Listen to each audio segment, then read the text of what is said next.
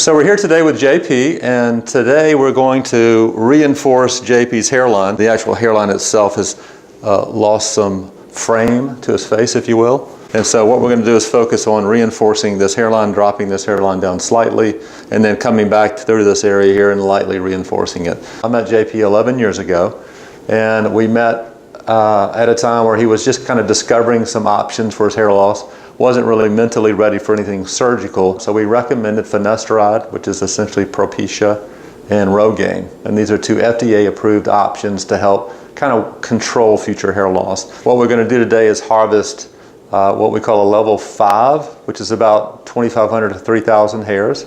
And we're going to focus those hairs, as I mentioned a moment ago, along his hairline. I'm very excited to finally be taking this step to get my hair back. There was some hair loss in my family. Quite honestly, I never thought that would happen to me. I first noticed my hair loss in my late 20s. I had been wearing my hair long, and I got my hair cut. And it was the first time where it was evident to me that some of the hair had been falling out. And my sister, who is a hairstylist and a very candid person, said, that's a great hairstyle for a receding hairline. And that was both hard to hear, but also a call to action. For me personally, it does matter how I am perceived professionally. It's important to me that I eliminate any possible barriers to connecting. The first time I met with PAI, you were very comprehensive in what you explained to me, very realistic in the expectations you helped me set. I began the Rogaine application, and I began using Propecia. And what's interesting to me now, 11 years later, I've come back in, as we've looked at new photos, clearly that has helped keep hair from continuing to be lost, but also clearly it has not gotten me to where I had hoped to get. And so in hindsight, if I were to make that decision again, I would choose to do this procedure sooner rather than later. All right, you ready to go? I'm ready. All right, let's do it. What we're going to do next with JP is we're going to do something called PRP.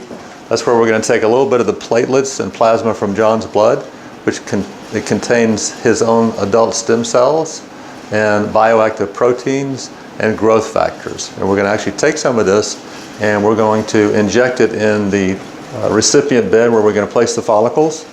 We're also going to use it along the suture lines to enhance his healing process. So PRP is a wonderful new approach to accelerating the result and really enhancing the result.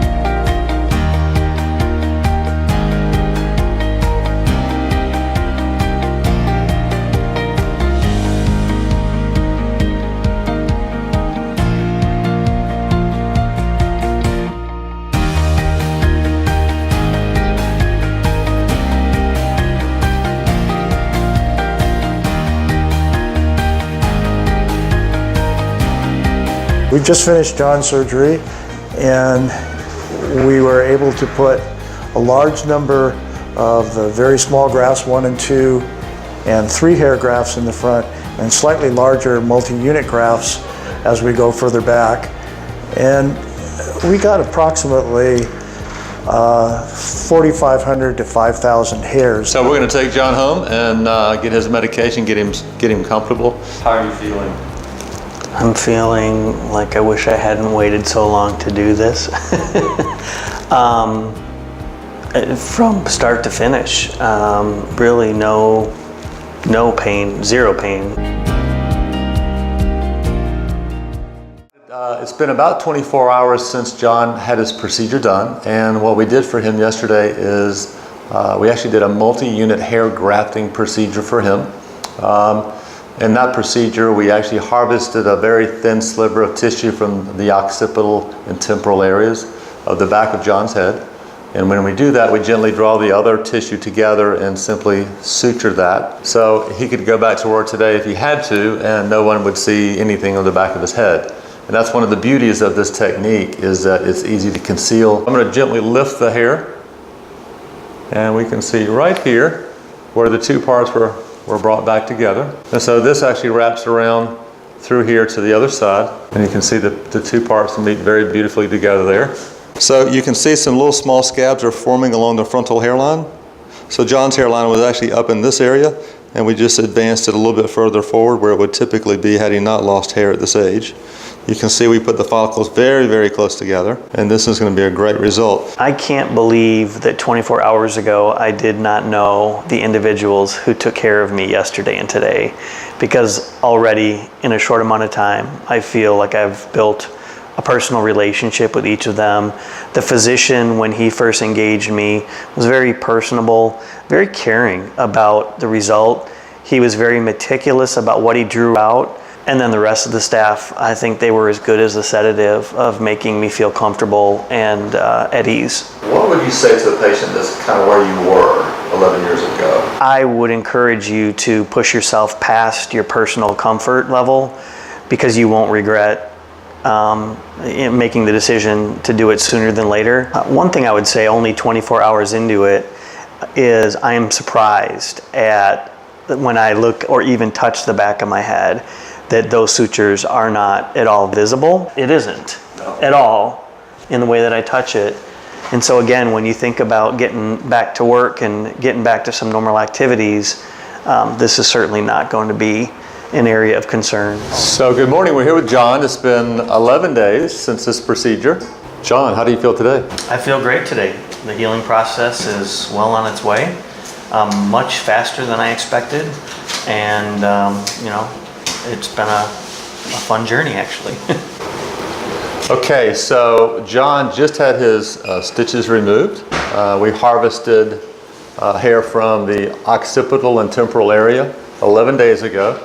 As you can see, his hair covers where his stitch was. We just removed the stitch, so we're going to gently pull this hair up.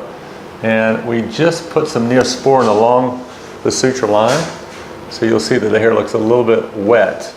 But the line is actually almost invisible at this point.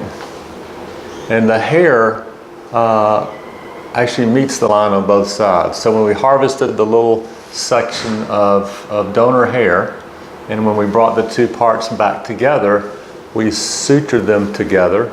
And as you can see, it is very, very difficult to see. The recipient side, again, is where we place the little hair follicles. So again, we harvest the follicles from the donor area in the back.